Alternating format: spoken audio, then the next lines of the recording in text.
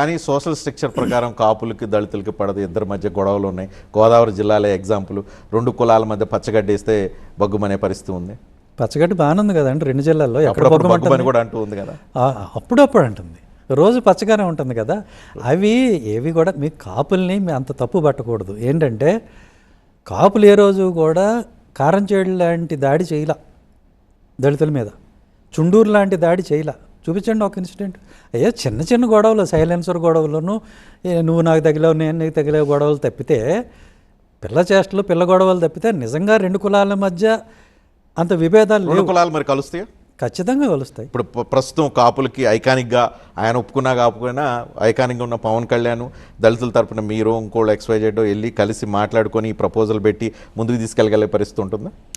ఏదైనా జరగచ్చు కదా, ఎనీథింగ్ ఈజ్ పాసిబుల్. ప్రయత్నాలు ఏమైనా జరుగుతున్నాయి? ఇప్పుడు చూడండి, ఇప్పుడు నిన్నటిదాకా మాలమాదిగలు కలవరని అన్నారు ఎప్పటికీ, కానీ ఈ రోజున మాలమాదిగ సోదరులు కలిసి పనిచేసి మందకృష్ణ మాదిగా మీరు కలవగానే సరిపోతుందా? మాలమాదిగలు కలిసిపోయినట్టేనా? మరి ఇంకా MRPS ఉద్యమం పుట్టిందే మాలలకు వ్యతిరేకంగా పుట్టింది.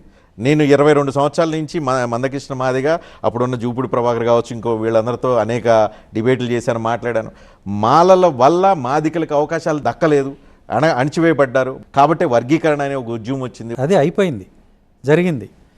సో అది రాజ్యాంగబద్ధంగా జరిగిందా విరుద్ధంగా జరిగిందా అనేది ఇంకొక డిబేట్. అది దానిలో మీరు మందకృష్ణ మాదిగా మీరు కలుస్తున్నాం అని అంటున్నారు. ఏ చారిత్రక నేపథ్యం ఉంది దీని కలవ? మందకృష్ణ మాదిగ అని కాదండి, ఆయన వాళ్ళ రిప్రజెంటేటివ్ మాత్రమే. నేను చెప్పేది ఏంటి అని అంటే, మాలమాదిగ సోదరులు ఇద్దరూ కూడా కలుస్తున్నారు.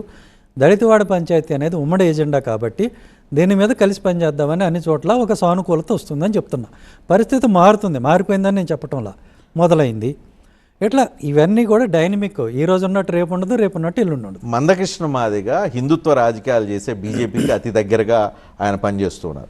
మీరేమో క్రిస్టియానిటీ, దళిత క్రిస్టియన్లు అని మీరున్నారు. మీ ఇద్దరు కలయిక సాధ్యమవుతుందా, వర్కౌట్ అవుతుందా? ఎందుకు కాదండి, ఎందుకు కాదు?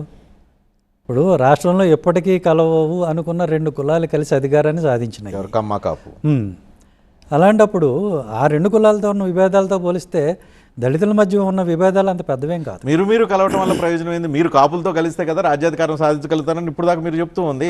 ఆ కాపులతో కలిసే ప్రయత్నం ఏం చేస్తున్నారు, ఎలా చేస్తున్నారు? అందరూ కలవాలి కదా. ఇప్పుడు మా ఇంటెన్షన్ మేము ఎక్స్ప్రెస్ చేసాం, మీతో కలిసి పనిచేస్తాము, మనం అంతా కలిసి ఒక థర్డ్ ఆల్టర్నేటివ్ అనండి, థర్డ్ ఫ్రంట్ అనండి, ఇటువైపు వెళ్దామని ఒక ప్రపోజల్ ఇచ్చాము. ఇచ్చినప్పుడు రెస్పాండ్ అవ్వాల్సింది వాళ్ళు కదా. వాళ్ళు ఆలోచించుకొని వాళ్ళ ప్రపోజల్ ఏంటి, చాలా డిస్కషన్స్ జరుగుతున్నాయి. 2 ఏళ్ళు కాపుల ముఖ్యమంత్రి, 2.5 ఏళ్ళు, మిగతా 2.5 ఏళ్ళు మాలమాదిగా, లేకపోతే 2 ఏళ్ళు కాపు ముఖ్యమంత్రి, 1 year BC, 1 year Mala, 1 year Madiga, ఇట్లా రకరకాల కాంబినేషన్స్ అవన్నీ మనం ఇప్పుడు ఎందుకు బయట చెప్పుకోవడం? సీరియస్ ప్రపోజల్సే, సీరియస్ ప్రపోజల్స్. అవకాశం ఉంటుందా అంతా? ఎందుకు? ఒకవేళ అదే జరిగితే ఆంధ్రప్రదేశ్ రాజకీయాల్లో చాలా పెద్ద మార్పు వస్తూ ఉంది.